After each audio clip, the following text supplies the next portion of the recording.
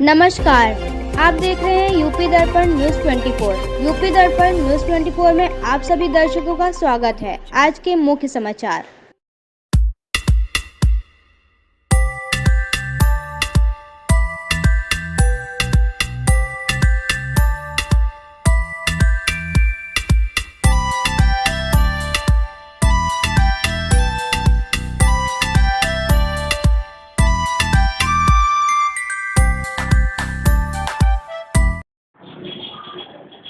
नमस्कार। आज यूपी दर्पण लखीमपुर में एक बार फिर आपका स्वागत है। मैं राहुल सिंह आपका दोस्त आपके लिए लेकर आया हूँ शाइनिंग स्टार ऑफ लखीमपुर। आज इस एपिसोड में हम लोग देखेंगे कि एक घरेलू काम करने वाली महिला किस तरीके से अपने शौक को लोगों की सहायता करने के साथ साथ एक अर्निंग का साधन बना सकती है। घर में बैठकर महिला केवल गृहस्थी का कार्य नहीं करती अपितु समाज के लिए एक आदर्श भी बन सकती है। इसी के साथ हमारे मध्य एक घरेलू महिला है जो अपने घर के निकल करके बाहर आकर के लोगों की सहायता कर रही हैं और एक अपनी टीम बना करके वो कपड़ों को डिजाइन कर रही हैं और जहाँ जहाँ वो घूमने के लिए अपने मनोरंजन के लिए पब्लिक प्लेस पे गए हैं, मंदिर पे गई हैं, उस आकृति को, उस कला को निखार आज वो अपने वस्त्रों में कर रही हैं। एक से एक महंगी साड़ी, चाहे मुरादाबादी साड़ी हो या आगरा की साड़ी हो या बनारस की साड़ी हो, गुजराती साड़ी हो, अहमदाबाद महाराष्ट्र साड़ी हो, सब पर एक अलग तरीके की डिजाइन वो अपने कल्पना में बना करके उसको उभार करके लोगों की सहायता कर रही हैं और आज उनकी साड़ियाँ जो है मार्केट में सेल्स के लिए भी आ सकती हैं और आने में उनको आगे भी वो इस काम को बड़े लेवल पर करने की इच्छुक हैं। बस पब्लिक का सहयोग चाहती है। यूपी दर्पण से आप लोगों का सहयोग इसी तरह बना रहे। राहुल सिंह, जय हिंद। बहुत बहुत स्वागत है आपका हमारे चैनल पर। सबसे पहले मैं आपका नाम जानना चाहूँगा। मेरा नाम ऋचा गुप्ता है। मैं यहीं लखीमपुर की रहने वाली हूँ। मेरी शादी लखनऊ में हुई तब मैं लखनऊ में हूँ। क्या आपका जो आर्ट है, जो डिज़ाइन है, किस तरह से आप करते हैं, ज़रा थोड़ा सा उसके बारे में। ये एक्चुअली मेरा शौक था और ये हमारा जितना काम है ये हमारी सारी महिला मंडली करती है। सिलाई, कढ़ाई, पेंटिंग, वो सब मेरा काम महिला लोग मिलके करते हैं। मेरा डिज़ाइन रहता है, कलर कॉम्बिनेशंस रहता है, मैं उनको जो बताती हूँ वो उस हिसाब से काम मुझे करके देते हैं। और हर स्टेट का जो खासियत है, जो जहाँ से बिलोंग करता है, हम उस पर काम कर रहे हैं। आपने ये जो डिजाइन और ग्राफ्ट बनाती है इससे कहाँ तक पढ़ाई की है? मैंने कुछ पढ़ाई नहीं की, ये मेरा एक्सपीरियंस है। लोगों को देख के मैंने अपने आप को टाइम दे के सीखा है और फिर दूसरे कारीगरों को ढूंढ के मैंने काम कराया है।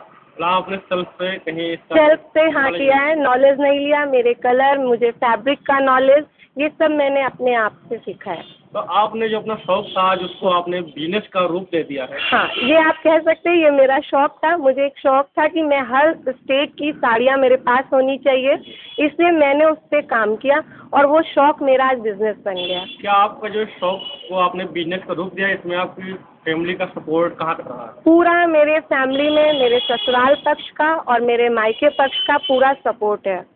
कितनी महिलाएं आपके साथ इस काम में लगी? मेरे साथ इस ग्रुप में कुछ 6 महिलाएं हैं जिनके बिना मैं अधूरी हूँ।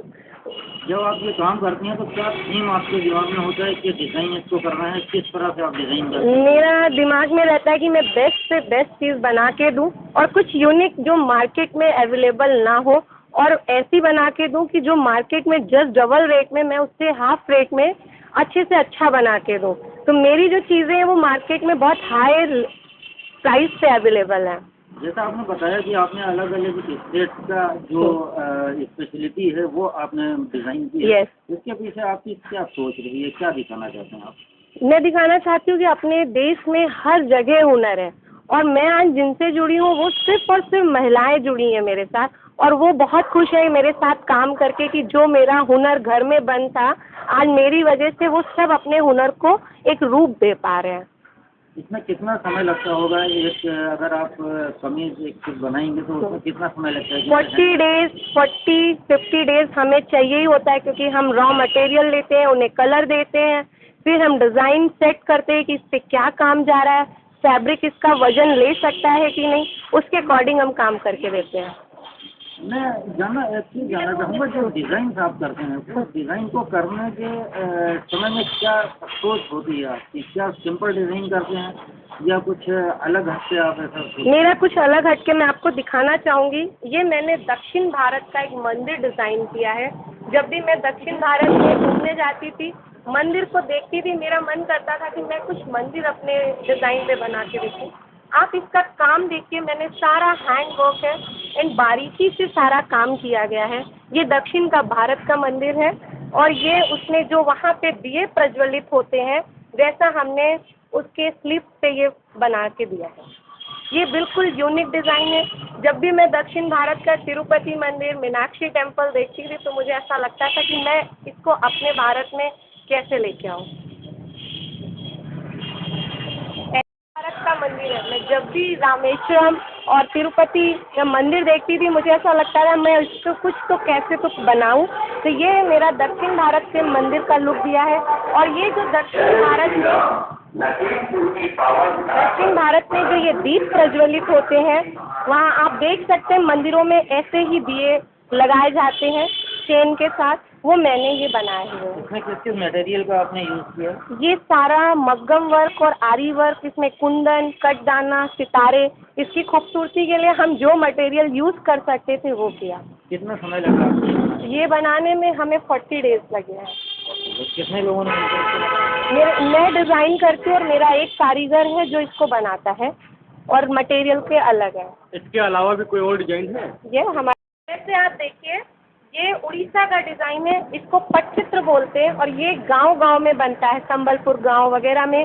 ये सिर्फ उड़ीसा के कारीगर बनाते हैं। ये पेंट है, इसको हम लोग हैंड पेंट नहीं कह सकते क्योंकि ये पटचित्र के नाम से डिज़ाइन फेमस है। इसमें आप ये मॉफिट देखिए, ये नर्तकी बनाई जाती हैं। जो नर्तकी है, ये नर्तकी का हमारा जो है ये सारा हैंड से बना हुआ है। ये GI टैग है। इसमें कौन सा पेंट आप यूज़ करते हैं? ये वो लोग वहाँ का एक आता है फैब्रिक पेंट आता है जो हमारे उसी उड़ीसा में मिलता है, ये उससे ही बनाया जाता है। ये भी हमारे बहुत ही बढ़िया कारीगरों का काम है। आप उसकी खूबसूरती तो देख ही रहे नर्तकी की। ऐसे ही मैं आपको ये रॉ पीस आता है, ये क्रीम कलर में आता है, नेचुरल कलर में आता है, इसको हमने डाई कराया है। ये बनारस का खद्दी जॉर्जेट है, ये बनारस की स्पेशलिटी है, ये और कहीं नहीं बन सकता है। और ये जो आप वर्क देख रहे हैं गोटा पत्ती का, आप इसका बारीकी पीछे देखिए, एक एक काम ये सिर्फ और सिर्फ हमारे जयपुर के कारीगर कर सकते हैं। इसकी आप खूबसूरती देखिए, ये हमने जरदोजी और सीक्वेंस के साथ गोटा पत्ती का काम किया है जो ये सिर्फ जयपुर में होता है। ये साड़ी की कॉस्ट क्या करती होगी? ये साड़ी अगर आप मार्केट में लेने जाते हैं तो ये 80-90 हज़ार की वर्क के साथ आती है। बिना वर्क की ये साड़ियाँ मार्केट में 15 हज़ार की आती हैं, तो उस पर हमने ये वर्क किया हुआ है। ये हमारे पास सिर्फ साड़ी 32,000 की है। का काम होता है, ये हमारे MP का चंदेरी जो है वहाँ के कारीगरों का ये हैंडलूम प्रोडक्ट है। ये टिश्यू पे उन्होंने चंदेरी का काम किया है। ये भी सिर्फ चंदेरी गांव में ही बनता है। MP के जो लोग चंदेरी में काम करते हैं उनका है। और उस पर हमने ये हैंडवर्क किया है जिसमें कटदाना, कुंदन, जरदोजी, सीक्वेंस सब चीज़ों का यूज़ किया है इसकी ब्यूटी को इन्हेंस करने के लिए। तो आप ये देख सकते हैं कितनी लाइट वेट में साड़ी है और इसका काम कितना कारीगरों ने बारीकी से किया हुआ है। महाराष्ट्र की खूबसूरती है जो पैठनी साड़ी से जानी जाती है। पैठनी का मतलब ये मोर, बिना इनके अधूरी है। आप कोई सी भी साड़ी लीजिए, इसमें भी बहुत वैरायटी अब आने लगी है, मुनिया बॉर्डर और प्लेन बॉर्डर, लेकिन ये जो पैठनी है वहाँ का ये मोर से ही जाना जाता है। पैठनी साड़ी ये महाराष्ट्र में सबसे ज़्यादा स्पेशल साड़ी है। और वेडिंग में जो नववधू नववारी साड़ी के साथ पहनती है वो पैठनी है। ये भी हैंडमेड बना हुआ? ये भी हैंडलूम है, लूम पे बनी हुई पैठनी साड़ी है। ये हाथ से ही कारीगर लूम पे बनाता है। ये हैंडलूम पैठनी साड़ी है। आप इसके मोरों की खूबसूरती देखिए। ये साड़ियाँ भी लाखों रुपए में मिलती है।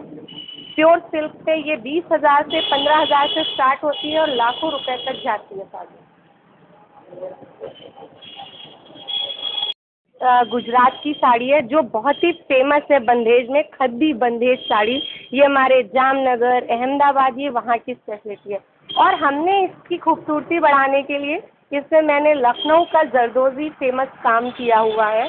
आप देख सकते हैं ये जरदोजी हमारे लखनऊ का बहुत फेमस काम है, तो हमने इसकी खूबसूरती बढ़ाने के लिए जरदोजी और मोती का काम किया है, रेशम का काम किया है।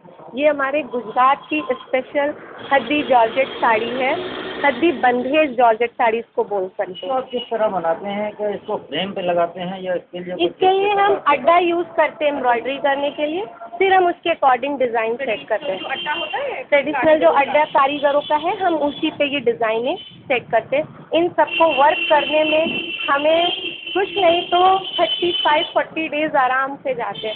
और ये जो आप बंदेज देख रहे हैं, राई बंदेज, इसमें भी हम एक एक दाने राई के डाल के बंदेज बनाते हैं। और ये रॉ कलर आते हैं, इसको फिर हम डाई करते हैं बंदेज बनने के बाद। की एक और खूबसूरती, ये टिश्यू है और मीनाकारी के साथ काम है। ये भी हमारे बनारस में ही बनती है। इसकी भी खूबसूरती बढ़ाने के लिए हमने गोटा पत्ती और जरदोजी का काम किया है। गोटा पत्ती का काम हमने इसलिए करते हैं क्योंकि ये साड़ियाँ बहुत डेलिकेट होती हैं और इन पे हम हैवी वर्क नहीं कर सकते हैं, इसलिए ये भी हमारे जयपुर के कारीगरों के हाथ का काम है। और ये हमारी टिश्यू है। और ये जो आप देख रहे हैं झालर, इसको टसल वर्क बोलते हैं। ये वहीं पे महिलाएं घरों में बैठ के ये हमें टसल वर्क करके देती हैं। इसकी आप खूबसूरती देखिए। सीधा कर लीजिए, नहीं सीधा कर लीजिए, बोल दीजिए। नहीं ये डिजाइन देखिए, हाँ ये देखिए, ये भाभी नहीं, ये पकड़िए। ये जो घर की महिलाएं हैं वहाँ पे ये बनाती हैं और जितने कलर यूज़ होते हैं वो इनकी, ये भी हाथ से ही वो बनाते हैं और सारे कलर यूज़ करते हैं। इसको टसल वर्क बोलते हैं। ये साड़ियों में और खूबसूरती दे देते हैं। ये साड़ी की भी कीमत बहुत ज़्यादा आती है। ये हमारे बाहर विदेशों में और बड़े बड़े साउथ के मॉल में ये जाती है साड़ी।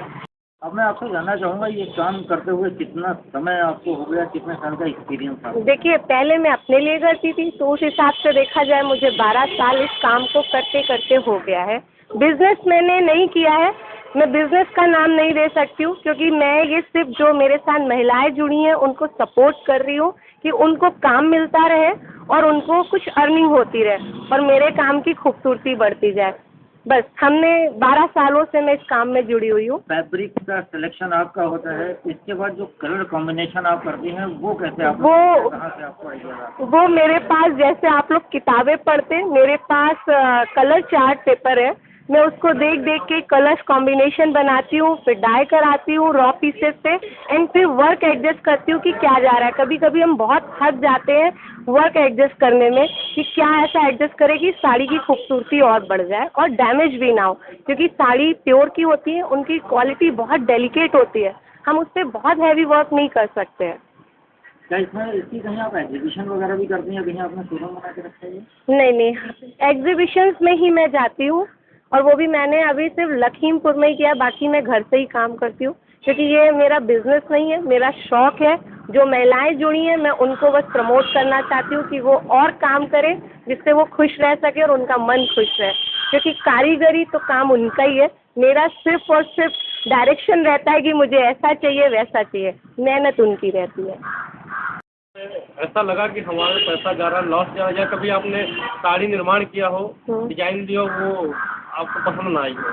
नहीं, अभी तक तो ऐसा लकीली नहीं हुआ है कि जो मैंने डिज़ाइन किया है वो पसंद नहीं आया, वो मुझे भी पसंद आता है और जो मेरा बना हुआ पहनता है वो भी काफ़ी खुश होते हैं कि कुछ यूनिक बना है। लोग तो मुझे नीता अंबानी की भी फ़ोटो दिखा दिखा के उनके भी डिज़ाइन कॉपी करवाते हैं। और कोई व्यक्ति ये लेने के लिए इच्छुक हो तो कैसे संपर्क करेगा आपसे?